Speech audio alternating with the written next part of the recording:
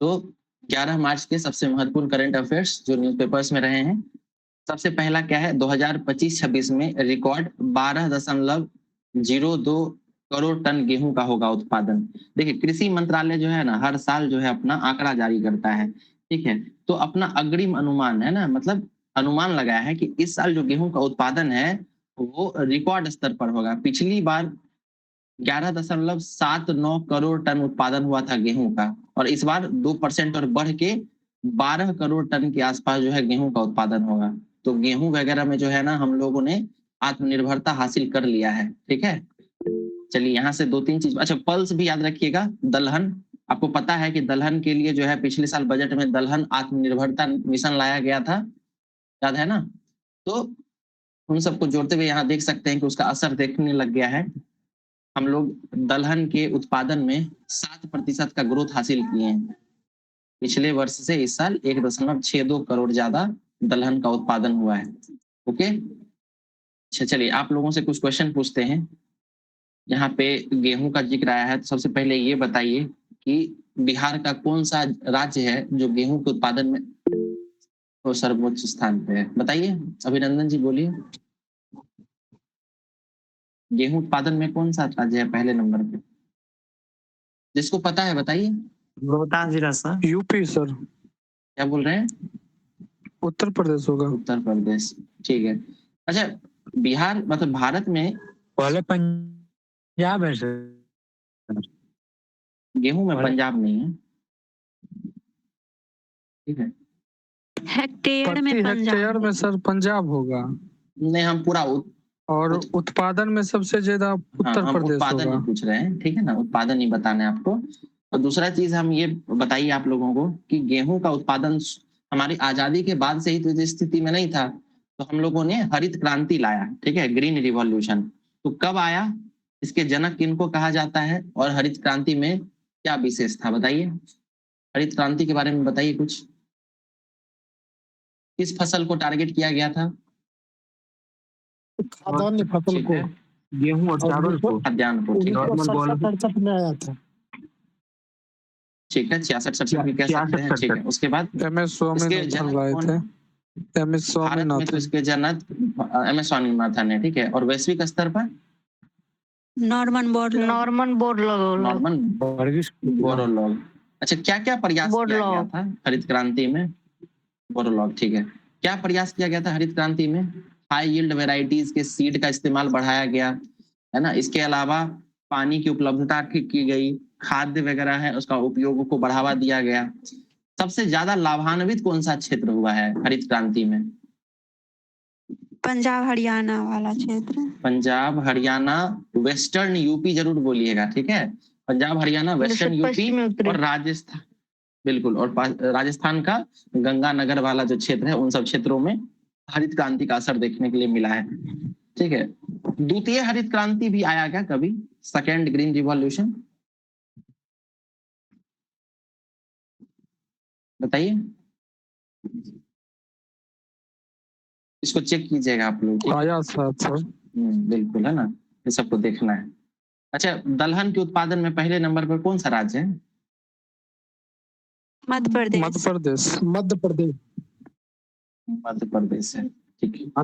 चलिए अगला न्यूज क्या है, नेक्स्ट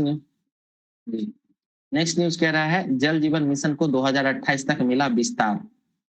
तो अभी आपको पता होगा कि बजट सत्र का दूसरा सेशन फिर से शुरू हो गया है, और इसमें बहुत सारे जो निर्णय हैं उस पे आ रहा है धीरे धीरे, अलग अलग मंत्रालय जो है इस पे अपना प्रकाश डालता है, ठीक है।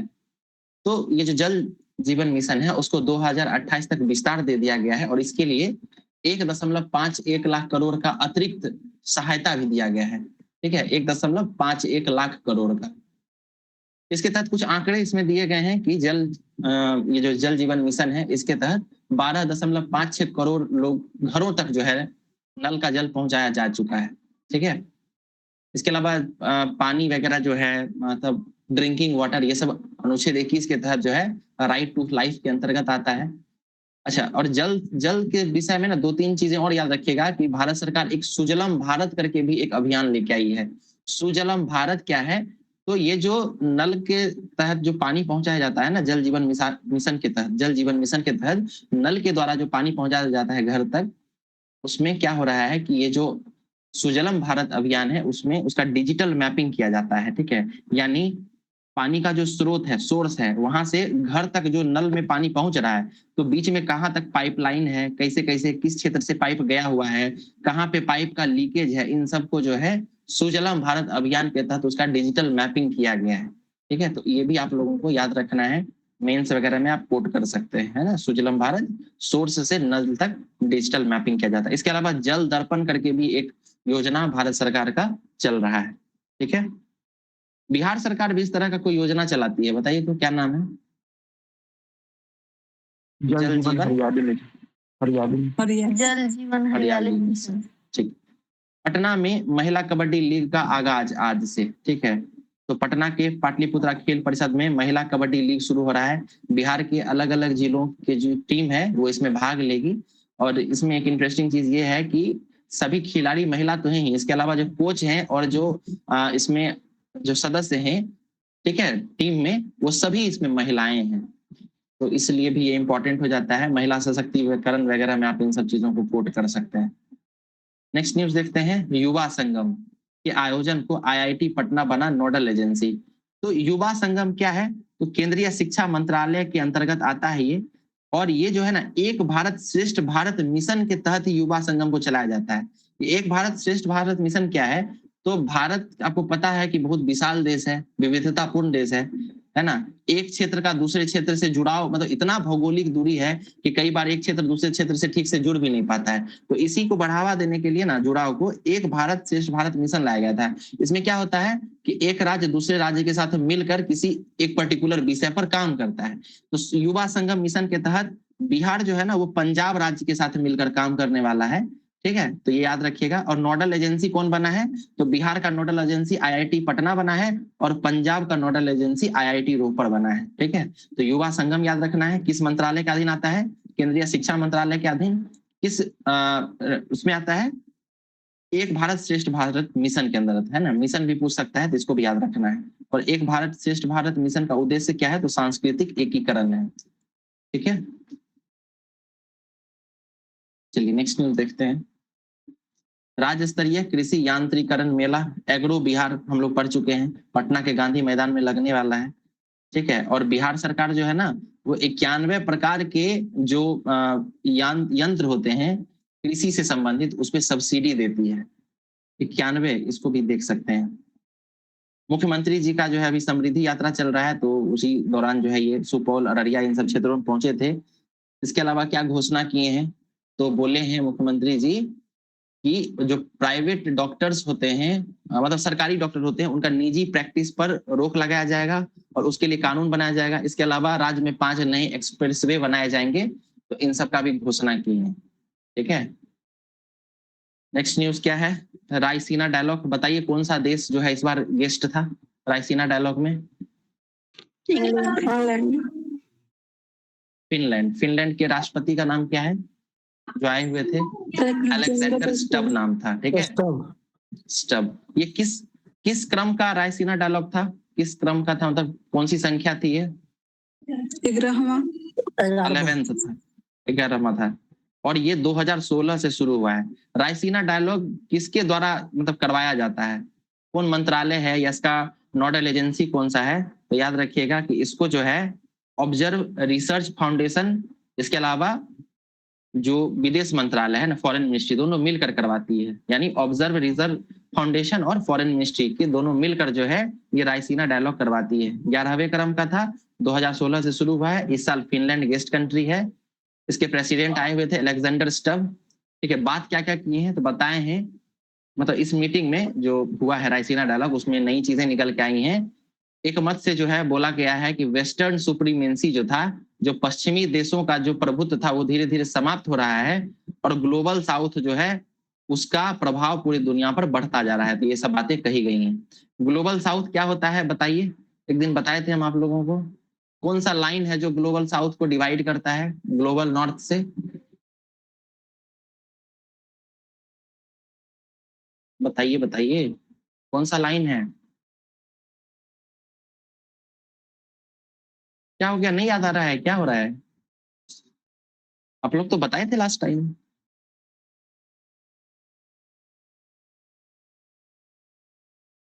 हेलो, बताइए अभिनंदन जी, बताइए।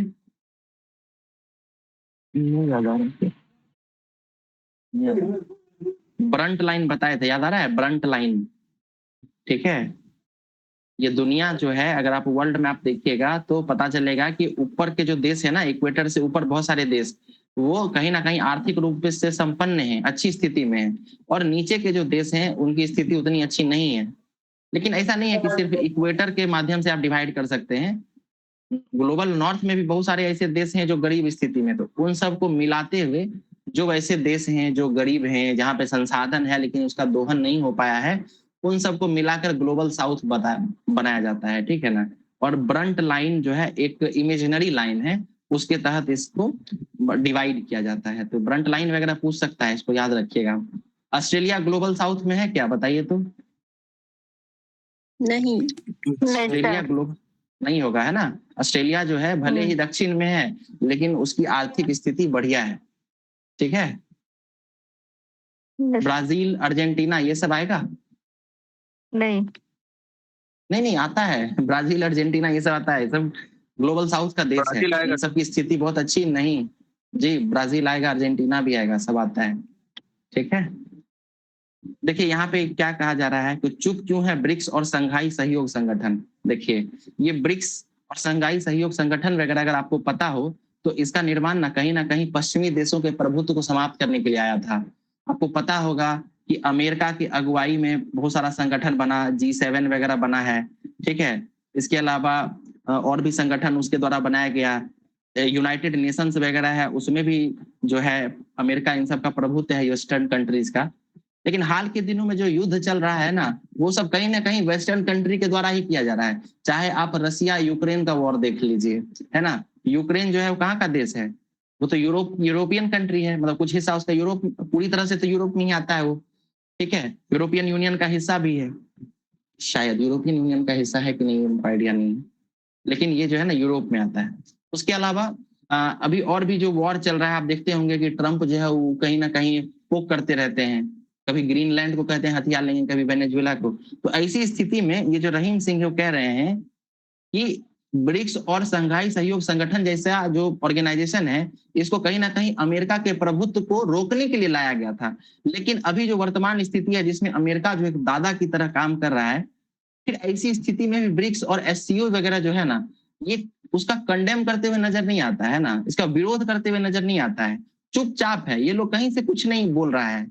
ये जो संगठन है ब्रिक्स और संघाई सहयोग संगठन, ये सब कुछ बोल ही नहीं रहा है, ना युद्ध का उसको बुरा कह रहा है ना ईरान का सपोर्ट कर रहा है, कुछ हो ही नहीं रहा है।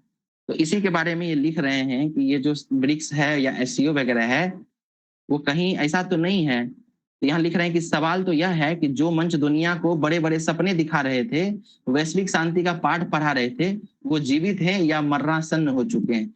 मतलब वो जीवंत है भी कि बस ऐसे ही नाम का बना दिया गया है। ऐसी स्थिति जहां अभी पूरी दुनिया में वॉर वगैरह चल रहा है, तो ऐसे में इन लोगों का हस्तक्षेप करना चाहिए था, वैश्विक शांति के लिए प्रयास करना चाहिए था, लेकिन ऐसा कुछ देखने के लिए नहीं मिल रहा है, ठीक है। ये बात चल रहा है। बताइए तो ब्रिक्स ब्रिक्स के बारे में बताइए, कहाँ होने वाला है इसका मीटिंग, कितने देश शामिल हैं ब्रिक्स में? सर अभी तो 10 है ना। इंडोनेशिया कहाँ पे इसका मीटिंग हो? हाँ, इंडोनेशिया जो है। इस बार इंडिया में इसका मीटिंग होने वाला है, ठीक है, 2026 में। और संघाई सहयोग संगठन, क्या इसमें भारत शामिल है? हाँ शामिल है। पाकिस्तान है शामिल? पाकिस्तान, हाँ है पाकिस्तान भी है। इसको इस तरह याद रखिएगा कि रसिया शामिल है, चीन शामिल है, भारत शामिल है, पाकिस्तान शामिल है, और सेंट्रल एशिया के 4 देश इसमें शामिल है, ठीक है। सेंट्रल एशिया के तो कुल मिलाकर 9 देश जो है उसमें शामिल है, ठीक है ना। तो इसको याद रखना है। SCO का मीटिंग भी होता रहता है। अच्छा, संघाई कहाँ पे है? संघाई किस कंट्री का देश है, मतलब किस कंट्री का शहर है संघाई? चीन का चीन का है, ठीक। एक सेकेंड आप लोग थोड़ा होल्ड कीजिएगा, चलिए कोई नहीं। ओके, अब हम लोग ये बात करते हैं। आपको पता होगा स्पीकर जो है हमारे ओम बिरला, उनके ऊपर जो है अविश्वास प्रस्ताव लाया जा रहा है। तो बजट सत्र आज जो है ये प्रस्ताव शुरू भी कर दिया गया, चर्चा शुरू हो गई है। 10 घंटे का वक्त जो है आवंटित किया गया है इसके डिस्कशन के लिए। ठीक है, क्या ये पहली बार है जब किसी स्पीकर पे अविश्वास प्रस्ताव लाया जा रहा है? नहीं। नहीं सर, इससे पहले 3 और लोगों पे लाया जा चुका है। वो 3 लोग कौन थे? तो जीबी मावलंकर थे, जिनको 1954 में लाया गया था विश्वास प्रस्ताव। हुकुम सिंह है, 1966 में लाया गया था। और बलराम जाकर है, 1987 में लाया गया था। अभी ओम बिरला पे लाया जा रहा है। किसी भी स्पीकर, अच्छा पहले तो ये बताइए स्पीकर ये किस अनुच्छेद में इसका वर्णन किया गया है लोकसभा के स्पीकर का? अनुच्छेद 93। 93, 94 इन दोनों में है, ठीक है ना। अच्छा, इसके अलावा स्पीकर के पावर की बात कीजिएगा तो कोई भी बिल मनी बिल है कि नहीं, इसका निर्णय कौन करता है? तो इसका निर्णय जो है आपको लोकसभा के स्पीकर करते हैं। इसके अलावा जब दल बदल या एंटी डिफेक्शन जो होता है, इन सब में जो निर्णय लेने का बारी आता है उसमें सुप्रीम जो होता है ना हमारा स्पीकर ही होता है। तो ऐसी परिस्थितियों में जो स्पीकर है उसका न्यूट्रल होना बहुत जरूरी है एक स्वस्थ लोकतंत्र में। तो विपक्ष के द्वारा जो है ओम बिरला पर ऐसा आरोप लगाया जा रहा है कि वो इंडिपेंडेंट नहीं रह पाते हैं, स्वतंत्र नहीं रह पाते हैं। ठीक है, तो इसको याद रखना है, यहाँ से हो सकता है कुछ क्वेश्चन बने। कितने युद्ध लड़ेगी दुनिया? अभी वॉर वगैरह चल रहा है, हाल फिलहाल में कहाँ कहाँ वॉर चल रहा है, इन सब पे बताया जा रहा है। ठीक है, हम लोग इसको डिस्कस कर चुके हैं। आप लोगों को वो ऑपरेशन सबका नाम पता होना चाहिए, हार्मुज का जो स्ट्रेट है वो पता होना चाहिए, बाबल मानदेव पता होना चाहिए। ठीक है, कौन कौन सा मिसाइल यूज हो रहा है ये सब पता होना चाहिए। हम लोग इसको कई बार डिस्कस किए हैं इस लेख में। और यहाँ जो नीचे लेख दिया गया इसमें भारत पर क्या आर्थिक असर पड़ रहा है उसका जिक्र किया गया है। तो मेनली 2-3 चीज बताई गई है कि भारत जितना पेट्रोलियम या जितना जो गैस आयात करता है उसका 40% जो है ना, 40% वो हार्मुज का जो है गेटवे वहीं से वो आता है। तो चूंकि अगर हार्मुज का जो स्ट्रेट है वहां पर वॉर की स्थिति बनी रहती है लंबे समय तक, तो भारत जो है इसे प्रभावित हो सकता है। ठीक, दूसरी चीज है कि 30% गैस सप्लाई जो है वो वर्तमान में बाधित हो चुका है भारत का। इसके अलावा जो जेट होता है, जो एरोप्लेन वगैरह उड़ाने के लिए जिस पेट्रोल का जरूरत होता है, ठीक है, चूंकि पेट्रोल का सप्लाई बाधित हो गया है तो अभी उसका दाम बढ़ा दिया गया है। 399 रुपया का अतिरिक्त चार्जेस जो है ना फ्लाइट पे लगाया जाना शुरू हो गया है। ठीक है, ये प्रभाव देखने के लिए मिल रहा है। इसके अलावा हम लोगों ने हाल के दिनों में पढ़ा है कि एलपीजी, एलएनजी, पीएनजी इन सब के सप्लाई बाधित हो गया है ना। पाइप, खास करके जो एलपीजी है ना, एलपीजी उसका सप्लाई बाधित नहीं हुआ है। इसका क्या हुआ है ना, ब्लैक मार्केटिंग हो रहा है। इस पे लेख छपा था कि ब्लैक मार्केटिंग हो गया है, लोग इसको जमा कर करके रखना शुरू कर दिए हैं। इसकी कमी नहीं है भारत में। समस्या है पीएनजी का, पाइप्ड नेचुरल गैस का, पाइपलाइन के थ्रू जो गैस आ रहा है ना उसमें समस्या है कि जो स्टोर अगर ज्यादा मात्रा में नहीं होगा तो पाइप के थ्रू वो गैस नहीं दिया जा सकता है। ठीक है, जहां तक एलपीजी सिलेंडर का बात है तो उसका कोई समस्या नहीं है भारत में। उसके लिए पर्याप्त जो है 50-60 दिनों का जो है ना वो स्टॉक है भारत के पास। पेट्रोलियम वगैरह का भी समस्या नहीं है, लगभग 15 दिन का स्टॉक तो गुफा और इन सब जगहों पे छिपा के रखा हुआ है। ठीक है, 3 जगह पेट्रोल का जो है ना रखा गया है भारत में। ठीक है, उसका भंडार कहाँ कहाँ पे है? तो कर्नाटक में 2 जगह पे है और एक है वाइजैक में, विशाखापत्तनम में। ठीक है, यहाँ पे पेट्रोल को बड़े बड़े गुफाओं में और धरती के अंदर जो है ना रखा जाता है। ठीक है, स्टोर करके आपात की स्थिति में। इसके अलावा 50 दिनों का पेट्रोल जो है ना वो हमारे रिफाइनरीज में और अलग अलग पाइपलाइंस में है। तो 50 दिनों तक अगर कुछ बाधित होता है तो कोई समस्या नहीं आएगी। दूसरी चीज क्या है कि कल का न्यूज था, पेट्रोल जो था ना क्रूड ऑयल वो $120 प्रति बैरल हो गया था। ठीक है, लेकिन आज ही अमेरिका और रिलायंस इंडस्ट्रीज के बीच जो है ना एक करार हुआ है, एक पैक्ट साइन हुआ है और इसके बाद पेट्रोल का जो दाम है अंतर्राष्ट्रीय स्तर पर वो $90 प्रति बैरल हो चुका है। ठीक है, तो प्रयास किया जा रहा है, अफरा तफरी की स्थिति नहीं है, इसलिए घबराना नहीं है भाई। ठीक है ना। नेक्स्ट न्यूज हम लोग देखते हैं, अगला क्या है ये देखिए, मुस्लिम महिलाओं के हक पर सुनवाई, सुप्रीम कोर्ट बोला यूसीसी उपाय। देखिए अभी क्या हुआ है, सुप्रीम कोर्ट में ना एक मतलब सुनवाई चल रहा था। हमारे चीफ जस्टिस जो हैं, क्या नाम है चीफ जस्टिस का, नाम बताइए। जस्टिस सूर्यकांत। जस्टिस सूर्यकांत। ठीक है, किस क्रम के चीफ जस्टिस हैं ये?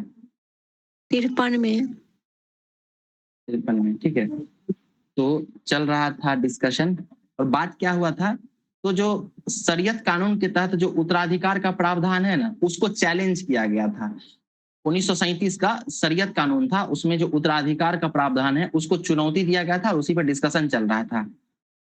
तो पक्ष विपक्ष में बात चल रहा और निर्णय देते हुए चीफ जस्टिस ऑफ इंडिया बोले हैं कि यही अब समय आ गया है और यही उचित समय है जब पूरे देश में यूसीसी को लागू कर देना चाहिए, क्योंकि अलग अलग धर्मों के कानून जो है वो उत्तराधिकार, गोद लेने का कानून या जो पर्सनल कानून है, इन सब में मतलब बहुत प्रकार की विसंगतियां दिखाई जा रही देखी जाती हैं इन सब में। ठीक है, तो हमारे चीफ जस्टिस कह रहे हैं कि अगर यूसीसी लागू हो जाता देश में एकरूपता आएगी।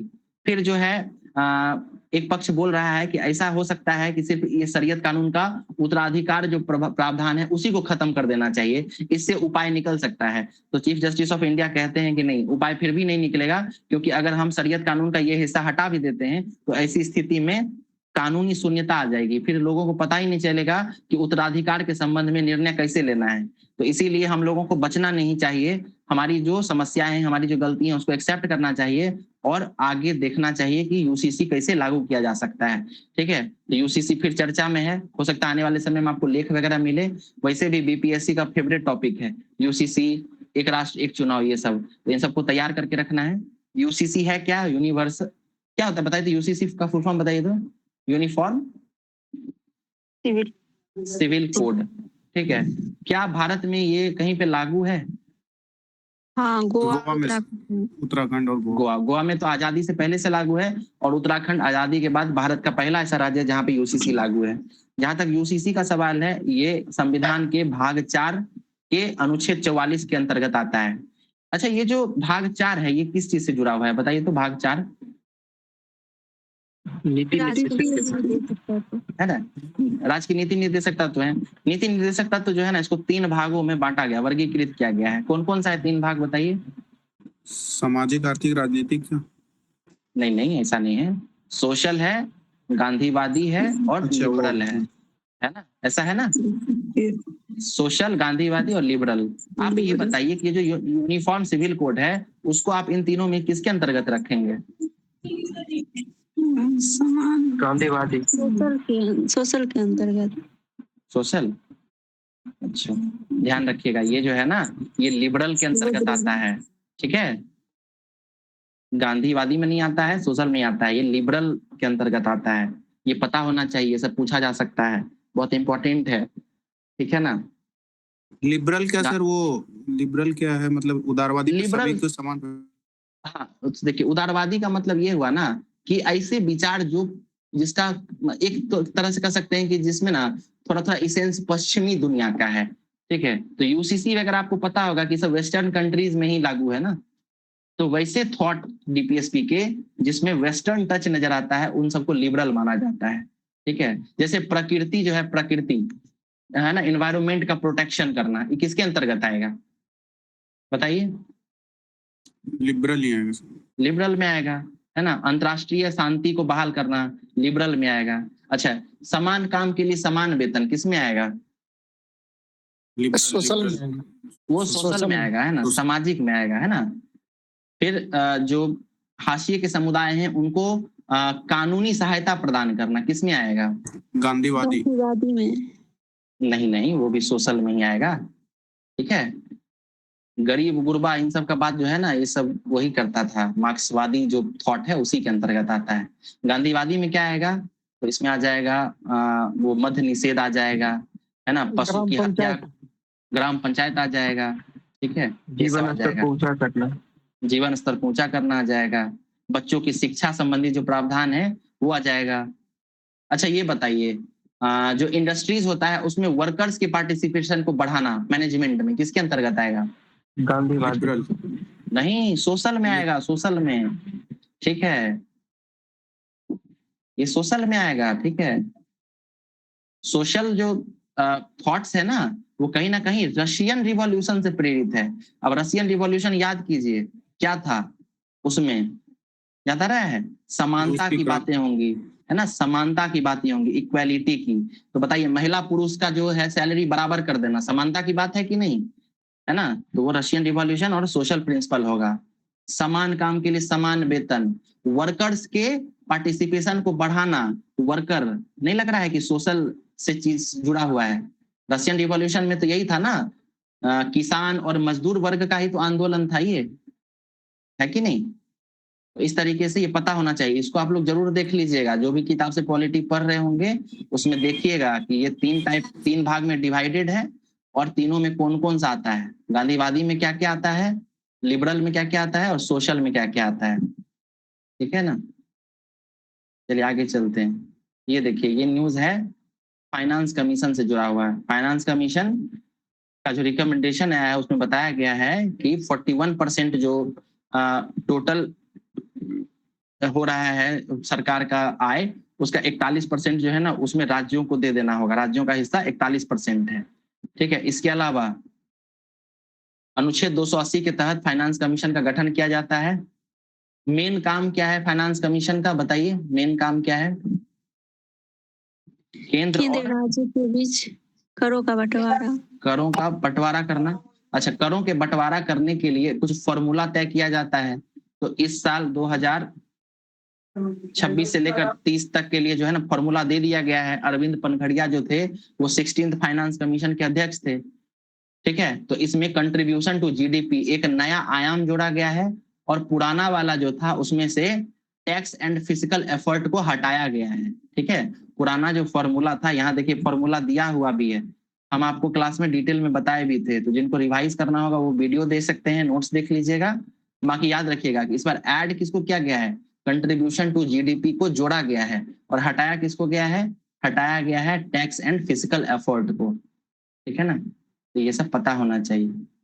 यहाँ से कुछ कोटेशंस हैं जिसका आप यूज कर सकते हैं मेंस आंसर राइटिंग में। पहला है, आप रोशनी दीजिए तो अंधकार अपने आप दूर हो जाएगा, ठीक है। दूसरा क्वेश्चन कह रहा है, अपनी गलतियों को नकारने के बजाय आप उनसे बहुत कुछ सीख सकते हैं। इन सबको आप निबंध में यूज करेंगे तो थोड़ा एज मिलेगा आपको, नंबर अच्छा मिलेगा। तीसरा कोटेशन देखिए क्या बहुत अच्छा है, जॉन एफ कैनेडी के द्वारा कहा गया था, ये यूनाइटेड स्टेट्स के प्रेसिडेंट रहे थे। कह रहे हैं कि मानव जाति को युद्ध का अंत करना होगा, नहीं तो युद्ध उनका अंत कर देगा। बेचारे जॉन एफ कैनेडी जो थे यूनाइटेड स्टेट्स के प्रेसिडेंट हैं और यहीं के यूनाइटेड स्टेट्स के ही जो वर्तमान प्रेसिडेंट हैं वही हर जगह युद्ध का स्थिति बना के रखे हैं, ठीक है ना। तो इन सब कोटेशंस को याद रखना है। इस बार इस पे जरूर वॉर वगैरह पे ना एक निबंध जरूर देखने के लिए मिलेगा। और ऐसा टॉपिक हो सकता है कि हाल फिलहाल का जो वैश्विक परिदृश्य है उसको लिंक करेगा युद्ध के साथ और फिर लिखेगा कि वैश्विक शांति के लिए भारत क्या प्रयास कर रहा है या क्या कर सकता है। तो ये आयाम तैयार रखिएगा तो लिखा जा सकता है।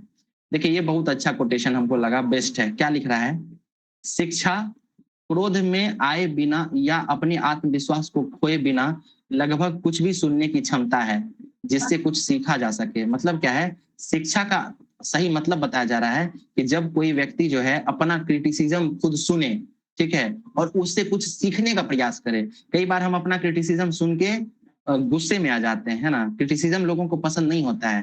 तो उन्हीं के बारे में रॉबर्ट फ्रॉस्ट बता रहे हैं कि शिक्षा का असली मतलब ये है कि जब हम अपने बारे में अपनी नकारात्मक चीजों को, अपने क्रिटिसिज्म को बिना गुस्से में आए सुन सकें और उससे कुछ सीख सकें, यही शिक्षा का असली मतलब है, ठीक है ना। तो शिक्षा वगैरह पे अगर आपको कोटेशन लिखना हो तो लिखिएगा।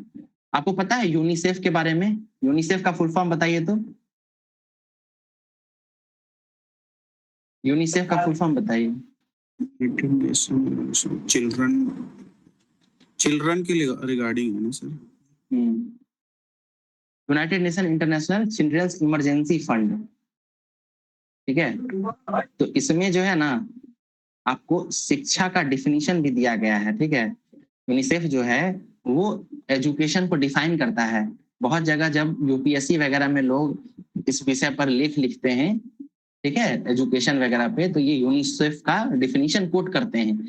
बहुत बहुत अच्छा डिफिनीशन है इसलिए कोट करते हैं। यूनिसेफ जो है शिक्षा के बारे में क्या बोलता है, कहता है शिक्षा का मतलब ये नहीं है कि हम पढ़े लिखे हो जाए, है ना, साक्षर हो जाए, बल्कि शिक्षा का असली मतलब ये है कि हमको ये पता चल जाए कि हमको पढ़ना क्या है, ठीक है, हमको सुनना क्या है, हमको लिखना क्या है, ठीक है। कई बार होता है ना कि शिक्षा में लोग पढ़ाए जा रहे हैं, टीचर ज्ञान दे रहे हैं, कुछ भी हो रहा है, लेकिन शिक्षा का असली मतलब ये है कि बच्चों में ललक उत्पन्न हो जाए जिससे कि आपको ये बताना नहीं पड़े कि उनको पढ़ना क्या है, वो खुद ही ढूंढने लग जाएं, तब जाके ना शिक्षा जो है अपनी असली मकसद को पूरा कर पाएगा। तो ये यूनिसेफ के द्वारा कहा गया था। एग्जैक्ट लाइन जो है ना वो इंग्लिश में है, हमको याद नहीं है, हम उसको लिख के रखे हैं। तो अगर आप लोगों को भी एजुकेशन वगैरह पे कहीं निबंध लिखने का मौका मिले तो यूनिसेफ के द्वारा जो दिया गया डेफिनेशन उसको कोट कर सकते हैं, बहुत अच्छा है, ठीक है ना।